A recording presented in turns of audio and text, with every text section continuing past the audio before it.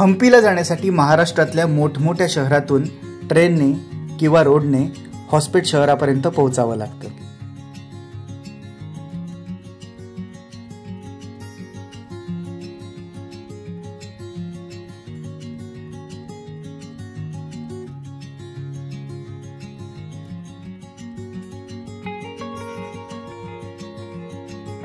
हॉस्पेट पासून हम्पीचं अंतर अवघं 15 किलोमीटर इतकं आहे।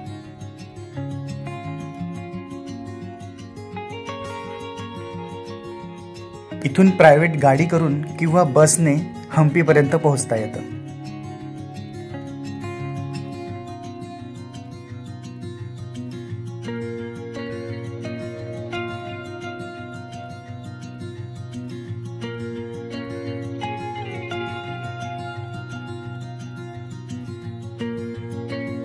हम्पीला पोहोचल्यानंतर आम्ही ह्या गेस्ट हाऊस मध्ये चेक इन केलं।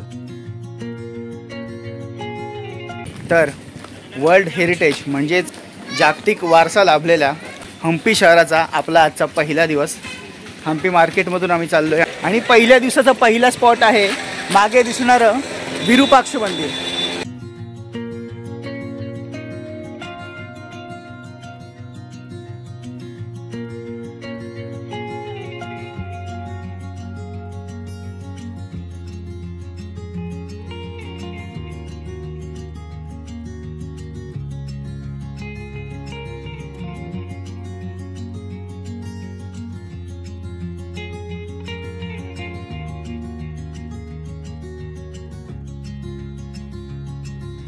हम्पीमध्ये विरूपाक्ष मंदिरासमोर खूप सारी नाश्त्याची दुकानं आहेत। तिथे आम्ही मेदूवडे, अप्पे, डोसा आणि इडली असे खाण्याचे पदार्थ मागवलेत। खूपच चविष्ट आहेत सर्व पदार्थ।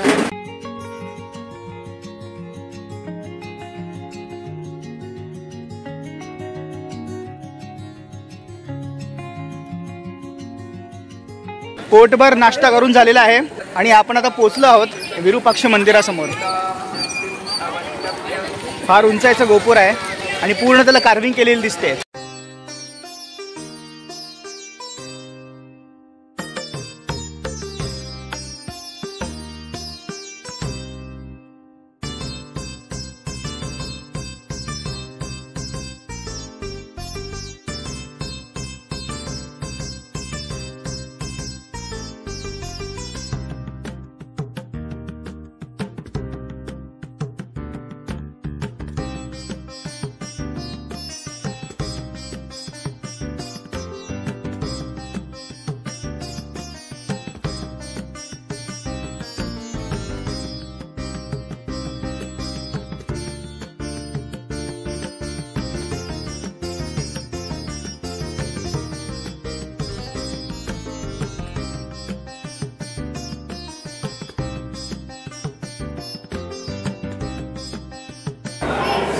माकडं डोक्यातला गजरा उडतायत म्हणून तिने डोक्यावरती असा पदर घेतलाय। आता माकडांची भीती वाटली का?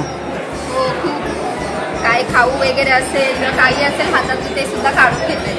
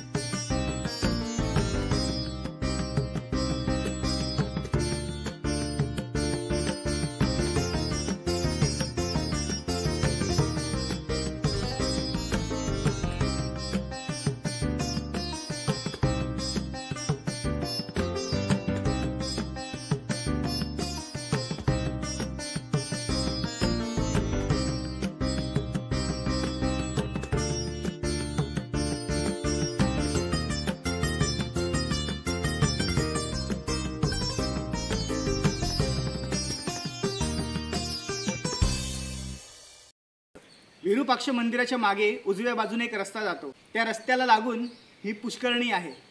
तुम्ही कधी हम्पीला आलात तर ही पुष्करणी नक्की बघा, कारण ही जास्त लोकांना माहिती नाहीये. इथे कोणीच नसतं. ही पुष्करणी मागच्या बाजूला असल्यामुळे जास्त कोणाला या पुष्करणीबद्दल माहिती नाही. ते कमी पर्यटक येतात, त्यामुळे इथे शांतता अनुभवायला मिळते.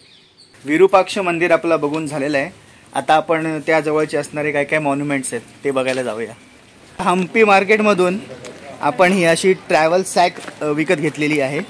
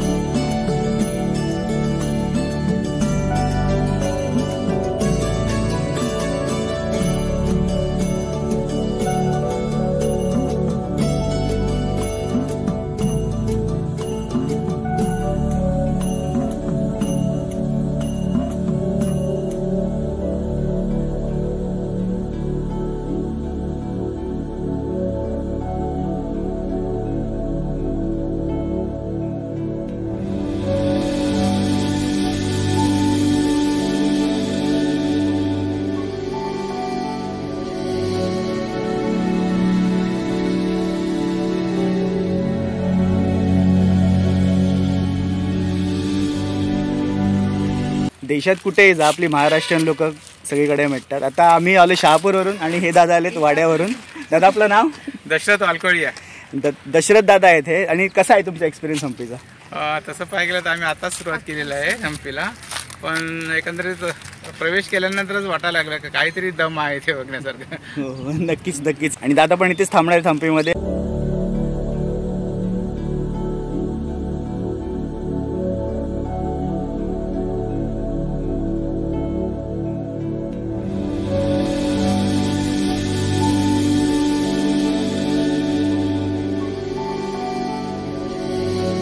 जिकडे बघा तिकडे माकडंच माकडं.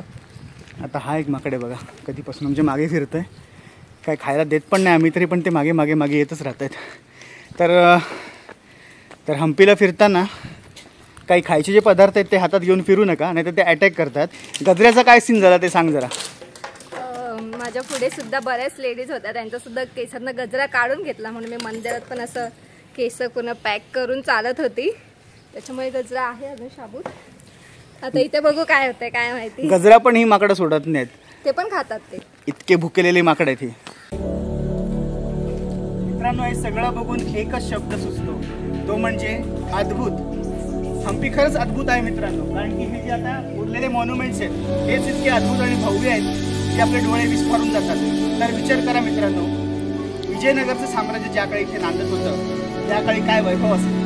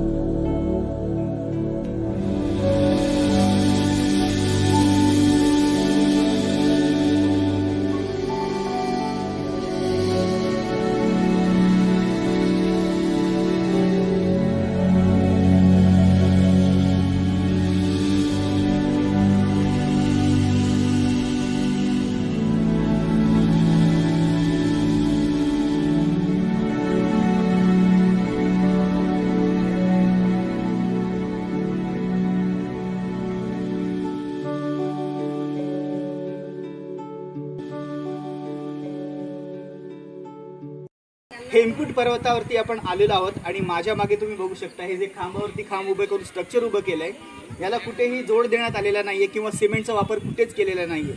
जुन्या भारतीय आर्किटेक्चरचा उत्तम नमुना याला म्हणता येईल.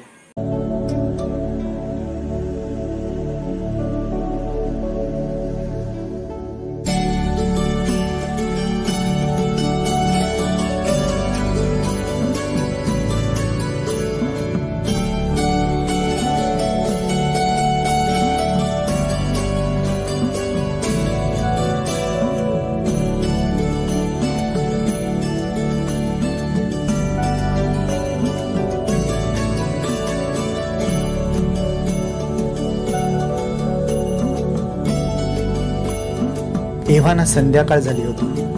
सूर्य मावळतीकडे झुकला होता. हम्पीतले देशी विदेशी सर्व पर्यटक हेमकुट पर्वताच्या सनसेट पॉइंटच्या दिशेला जमले होते. आम्हीही तिथे एक दगड पकडला आणि सूर्यास्त पाहत बसलो.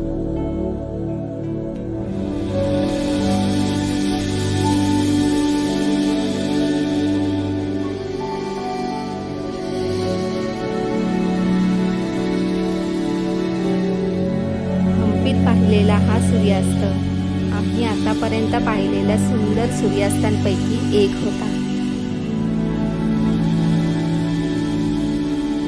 हम्पीमध्ये यायचं आणखीन एक मेजर कारण ते म्हणजे हम्पीतून दिसणारा सूर्यास्त. एकूण 3 पॉईंट आहेत तिथे जिथून आपल्याला सूर्यास्त आणि सूर्योदय बघता येतो. तर आम्ही आज सूर्यास्त बघायला आलोय ते हेमकुटा पर्वतावर. मातंग पर्वत आणि अंजनाद्री पर्वत इथूनही आपल्याला सूर्योदय आणि सूर्यास्त बघता येतो आणि इथून दिसणारा सूर्यास्त तुम्ही मिस करू शकत नाही.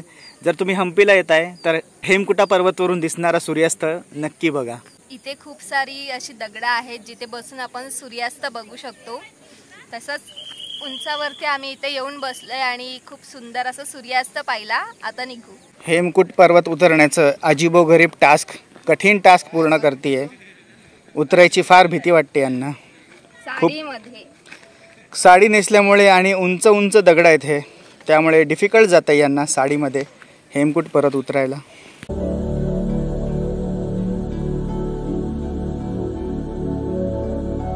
संध्याकाळी विरूपाक्ष मंदिरात तिथली लक्ष्मी हत्तीन आली. तिला पाहण्यासाठी आम्ही लगबगीनं मंदिराच्या दिशेने गेलो.